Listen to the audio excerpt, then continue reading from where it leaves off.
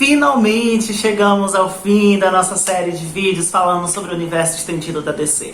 E se você está chegando agora no canal, não se esqueça de curtir este vídeo, de se inscrever no canal e ativar o sininho para as próximas notificações dos próximos vídeos. Se você também ainda não viu os outros vídeos dessa série, eles vão estar linkados aqui na descrição desse vídeo e também dos cards durante a exibição deste.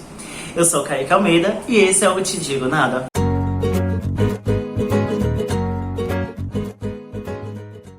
Logo depois de Liga da Justiça, a reputação da DC, que já não estava muito boa com Batman vs Superman e piorou com o Esquadrão Suicida, foi de mal a pior dessa vez. A recepção do filme foi tão ruim para a imagem da DC Comics que John Berg, que era um dos presidentes da DC Films, aquela divisão lá da Warner Bros. Responsável pelos filmes da DC, lembram? Pois é, isso deixou Jeff Jones sozinho na presidência. Mas para ele não ficar tão sozinho assim, foi chamado Walter Hamada, um grande produtor executivo de filmes, principalmente de terror. Isso é muito importante, principalmente pelos próximos filmes que viriam a seguir, e vocês vão entender mais lá na frente. Alguns meses se passaram e ainda em 2018, Jeff Jones também anunciou a sua saída da presidência da DC Filmes, deixando o Hamada encarregado de tomar as decisões e de manter o elo de conexão entre os filmes, apesar deles serem mais independentes entre si, como a gente já falou isso anteriormente. Nesse ano de 2018, nós teríamos o lançamento do filme do Flash, que foi anunciado lá naquele calendário de filmes em 2014. Porém, esse filme tem muitos problemas de produção, então entrava diretor, saía diretor, entrava, saía, justamente alegando diferenças criativas com o estúdio, já que a gente viu que a Warner Bros. Já estava interferindo demais na produção dos filmes da DC. Então, o próximo da lista seria Aquaman e foi lançado ainda naquele ano de 2018, quase um ano depois do lançamento de Liga da Justiça. Esse tempo um pouco afastado foi bom até mesmo para a própria empresa, que já estava sendo comprada pela AT&T, parasse um pouco e repensasse as suas decisões antigas em relação aos filmes dos super-heróis. E também o próprio Hamada levou esse certo tempo para poder ver o que continuaria indo para frente ou não. Então ele tentou organizar já o que estava sendo feito e o que ainda viria. Então o próximo filme foi Aquaman. Ele foi anunciado em 2014 como parte daquele calendário de filmes. Em 2015, James Wan, grande diretor de filmes de terror, responsável pelo sucesso de algumas franquias como Sobrenatural, foi o diretor do primeiro Jogos Mortais e também da franquia Invocação do Mal. Ele foi chamado para dirigir e no roteiro ele iria ajudar também a escrever, não somente ele, mas o próprio Jeff Jones. E esse roteiro iria se basear muito na fase do personagem dos Novos 52, que foi uma das melhores fases do personagem, inclusive um dos melhores títulos dessa fase como um todo também, em que revitalizou o personagem e trouxe uma nova roupagem mais atual e bem mais fodona para o personagem para um público maior. Jason Momoa iria voltar como personagem, ele já havia aparecido em Batman vs Superman e em Liga da Justiça. Em dezembro de 2018, o filme foi lançado e teve boas críticas, falando do humor, do tom leve e aventuresco, lembrando um pouco de Indiana Jones também, com aquela aventura dele com a Mera no deserto em busca do tesouro de Atlântida. E também muita gente gostou das cenas aquáticas, principalmente de lutas que estavam acontecendo debaixo da água. Mas também teve algumas coisas ruins que algumas pessoas falaram, como o tom brega que o filme tinha, só que era um brega que quase que chegou no limite para se tornar ruim. Então foi um brega do bom sentido da palavra. E uma outra coisa muito boa é que mesmo ninguém acreditando no sucesso desse filme, não somente por de ter o nome DC como produção, mas também por ser um filme do Aquaman, que é um personagem extremamente zoado desde a época dos Super Amigos. Então, ninguém esperava que um filme desse fosse ser tão bom assim. Mas ele ultrapassou a marca de 1 bilhão e se tornou até então um dos filmes da DC com maior bilheteria já alcançada, passando inclusive os filmes da franquia do Cavaleiro das Trevas. Em 2019 foi lançado Shazam, o filme do Capitão Marvel da DC. Esse filme também foi anunciado naquele calendário de 2014 e em 2017 foi confirmado David Sandberg, que também tinha no seu currículo filmes de terror, como por exemplo Quando as Luzes se Apagam e Annabelle 2. O roteiro do filme iria se inspirar na história de origem do personagem nos Novos 52, mostrando o Billy entrando em uma nova família totalmente diversa. Mas aí lembra daquela reputação ruim que a DC já estava tendo? Pois é. Já desde o momento de pré-produção, esse filme já estava conseguindo muitos comentários negativos, como a escalação do Zachary Levi. Ele era um ator conhecido por fazer algumas séries de comédia e ele também não tinha o biotipo do personagem Shazam, já que era um personagem extremamente corpulento, musculoso, como o Superman, por exemplo. Então, muita gente não gostou dessa escalação. E durante os processos de filmagem saíram algumas fotos de bastidores em que tínhamos ele trajando o uniforme. Então a nossa primeira visão desse uniforme foi durante essa foto dos bastidores. E não foi tão bonito assim como muita gente esperava. Tinham cores extremamente vivas, um vermelho esquisito e um amarelo no raio também, que o conjunto lembrava uma propaganda do Nescau. Mas também muita gente falou do enchimento que o traje estava tendo e que talvez não ficou tão bonito assim. Mas o filme foi lançado, teve boas críticas em que elas ressaltavam principalmente o tom do filme, que era extremamente leve, divertido, falando da própria atuação e interação entre o elenco principal, mas uma das melhores foi a que falou que o filme era um filme com coração.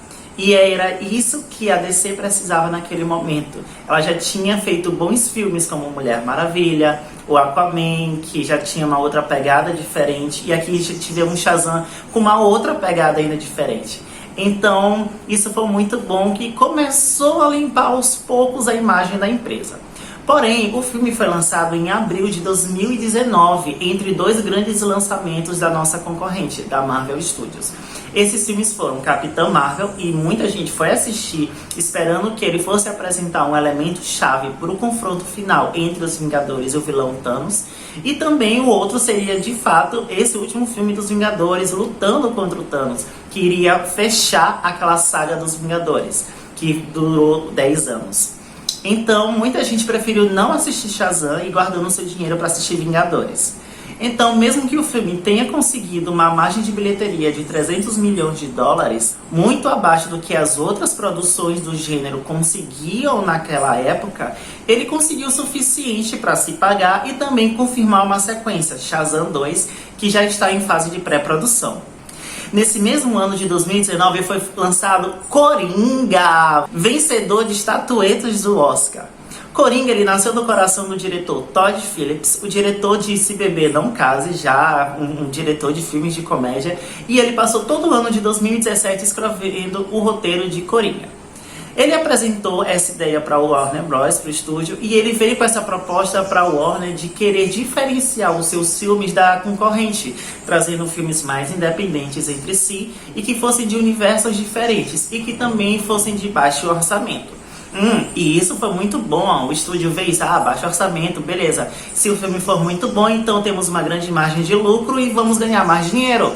Certo? Bem, então eles deram um sinal verde em 2017 e o filme começou a entrar em pré-produção. Mas durante essa fase de pré-produção, Martin Scorsese, um dos grandes diretores de Hollywood, entrou também para ajudar nessa produção. Só que logo depois ele se afastou para trabalhar no seu filme para Netflix, O Irlandês. Outro problema que aconteceu também é aquela velha influência da Warner Bros. Nos filmes da DC. Como Martin Scorsese já tinha uma grande familiaridade em trabalhar com Leonardo DiCaprio, a Warner Bros. Queria chamar o Leonardo DiCaprio para fazer o personagem do Arthur Fleck, o nosso Coringa. E em 2018, quando Walter Hamada entrou para a presidência da DC Filmes, ele discutiu com os outros executivos da Warner o que iria ou não para frente. Então eles se perguntaram se Coringa de fato valia a pena. E eles baixaram um pouquinho mais o orçamento do filme para tentar desestimular o diretor a seguir em frente. Mas, obviamente, ele acabou seguindo, contratou um elenco de peso com muitos nomes bons, chamando Joaquin Phoenix para fazer o nosso Coringa. O filme foi lançado em outubro de 2019 e arrecadou diversos prêmios e estatuetas por aí nos maiores festivais ao redor do mundo, incluindo sendo indicado a 11 indicações do Oscar, ganhando 2 estatuetas. O sucesso desse filme foi tão bom para a imagem da DC e também para o ego da Warner Bros. Que eles decidiram criar de uma forma não oficial um novo selo de filmes para a empresa, que seria a DC Black Label, que seriam esses filmes mais independentes e de baixo orçamento. Chegando em 2020, tivemos o lançamento de Aves de Rapina, Arlequina e sua emancipação fantabulosa. A ideia inicial desse filme foi apresentada pela Margot Robbie, a nossa Arlequina em Esquadrão Suicida. Ela apresentou a ideia para o Warner Bros. Em 2015, enquanto Esquadrão Suicida estava sendo filmado. Mas apenas em 2016 ele foi confirmado, recebeu aquele joinha da Warner Bros. E eles seguiram em pré-produção. Em julho de 2018, o filme entrou de forma oficial em pré-produção, com Cathy Yan na direção e Christina Hodson no roteiro. Esse filme, ele teria uma coisa muito interessante, que seria o primeiro no gênero de super-heróis que iria apresentar uma equipe de super-heroínas. O filme foi lançado e ele teve boas críticas que apontavam não somente a boa atuação do elenco, principalmente da Margot Robbie, que está hoje consolidada como a nossa Arlequina, como também as boas cenas de ações que não ficaram devendo em nada aos demais filmes de heróis, inclusive sendo melhores do que muitos outros filmes que temos por aí. Outra coisa foi o tom leve, divertido e um pouco sangrento que o filme tem. Mas apesar disso, o filme ele foi muito boicotado nas redes sociais desde quando ele foi anunciado o seu elenco. Muita gente não gostou do visual nem da temática que o filme teria, falando que o filme seria um filme lacrador que iria apontar diversas bandeiras e etc. Então, essas mesmas pessoas decidiram não assistir o filme no cinema. Então, eles preferiam dizer que iriam esperar o filme sair no torrent para poder baixar, ou então chegar no DVD para poder comprar. Aliado a esse fator, nós tivemos a própria pandemia do coronavírus, que começou no começo desse ano já em muitos outros países. Então, muitos cinemas tiveram que fechar de forma prematuramente, acabando encerrando de vez as sessões de Aves de Rapina. E outra coisa foi que a classificação indicativa desse filme foi para maiores de 18 anos. Isso limitou mais ainda o público. Numa forma de tentar justificar essa baixa bilheteria e recepção que o filme teve, a diretora Cathy Yan, ela deu a seguinte entrevista. Sim, acho que se você realmente olhar para os detalhes da divisão do orçamento, sei que o estúdio tinha expectativas muito altas para o filme, como todos nós. Também houve uma falta de expectativas para um filme liderado por mulheres, e o que mais me decepcionou foi a ideia de que talvez provasse que ainda não estávamos prontos para isso. Esse foi um fardo extra que, como diretora de mulheres, já tinha comigo de qualquer maneira. Então, sim, acho que certamente havia maneiras diferentes de interpretar o sucesso ou a falta de sucesso do filme, e todo mundo tem o direito de fazer isso. Mas eu definitivamente sinto que todo mundo foi rápido em direcionar sua opinião para um certo ângulo. Nessa declaração, a diretora vem criticar justamente esse grande excesso de expectativas que o filme estava tendo e também o boicote que ele acabou recebendo. Mas e agora? A DC, o que ela vai fazer? Como vão ser os seus próximos filmes? Ela acabou de vez o universo ou não? Nós já temos alguns filmes que já estão em diferentes estágios de desenvolvimento. Eles são o seguinte: Mulher Maravilha, 1984, Esquadrão Suicida, do James Gunn, O Batman, dirigido por Matt Reeves, Adão Negro, estrelado por The Rock, Flash, Shazam 2, Aquaman 2.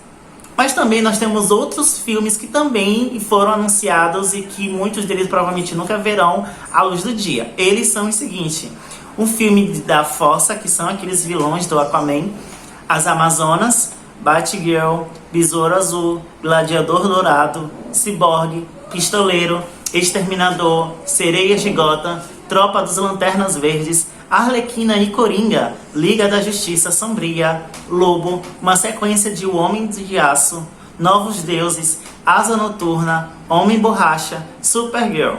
Então a gente encerra essa série de vídeos por aqui. Eu espero que vocês tenham gostado.